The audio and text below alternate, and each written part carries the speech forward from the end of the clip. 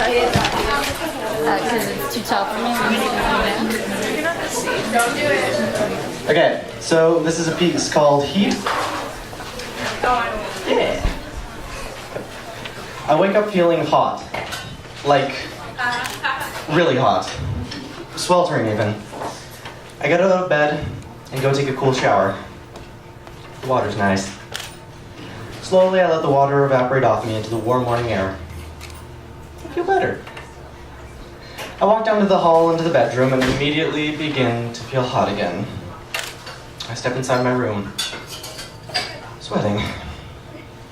Slowly, I open my lips, grab them, and step out of my skin. Then I hang my skin on the hook next to the door. Much better. I grab a light shirt and a pair of shorts from my dresser and make my way downstairs for breakfast. Cupboards are pretty much empty, but I managed to get together enough milk and cereal to fill me up. I rummage a little more and begin to make a shopping list. I stain the list with my blood as my fingers move across the page. Eggs, milk, steak, bread and beer.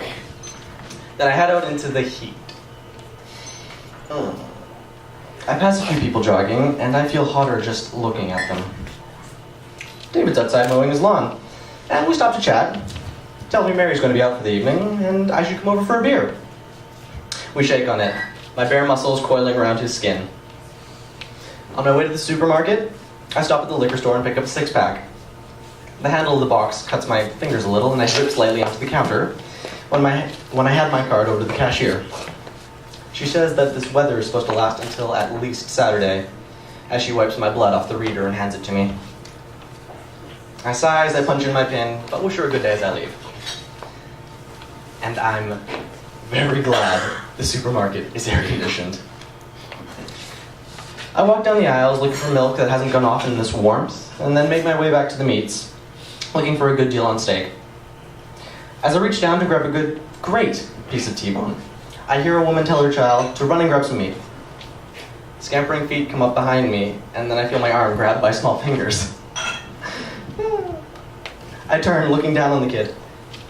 He blushes and moves away, wiping my blood off his hands and onto his shirt as he looks back into the bin. His mother comes up and apologizes. I laugh and tell her that it's all right. We made these mistakes too when we were kids.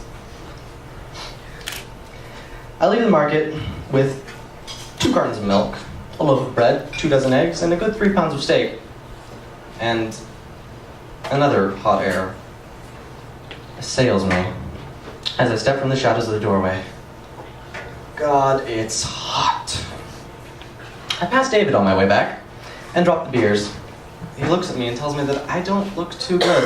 I feel pretty feverish.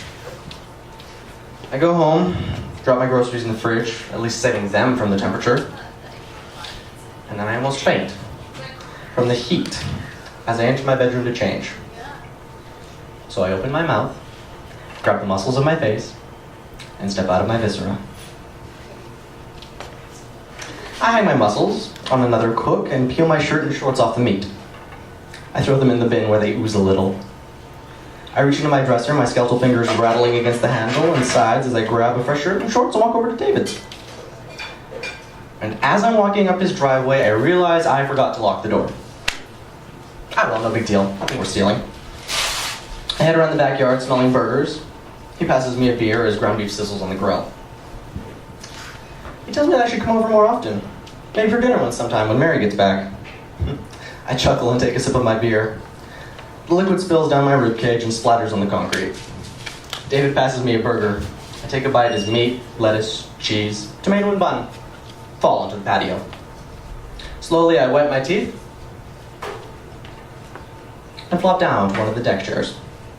David says I look better, and I agree. I do feel comfortably cool, as my skinny pelvis is easily cradled on the plastic support that bridges the chair. I finish my burger as bite-sized chunks bounce off the chair and onto the patio. Dave sits down next to me, and then we chat about the world. I finish my beer and go to reach for another one, but the cooler is too far away. I sigh and David chuckles as I grab my upper left arm and pop the whole appendage out of its socket. Holding my left arm at the shoulder, I reach for another beer, the extra 2 feet easily reaching the cooler. I grab a beer and toss it to Dave, and then grab one for myself, popping my arm back into its socket. We drink and laugh for the rest of the evening, talking till the stars come out and Mary gets home. At 1:30, I say my goodbyes and make my way back home. And for having such a hot day, summer evenings get pretty damn cold. I jog the 2 blocks back to my home, my skeletal feet clacking on the pavement. I get inside and stumble upstairs into the darkness. My bony fingers scramble against the wall looking for the light switch. Lights wink on, and I walk over to the muscle hook and worm my way down my throat. Twice, I mess up my arm with my leg. But slowly I make my way back into my own flesh. A little blood falls onto the wood as I take down my skin and get inside. Nice and warm. Comfy in my own bed. I flop down on my skin. Exhausted.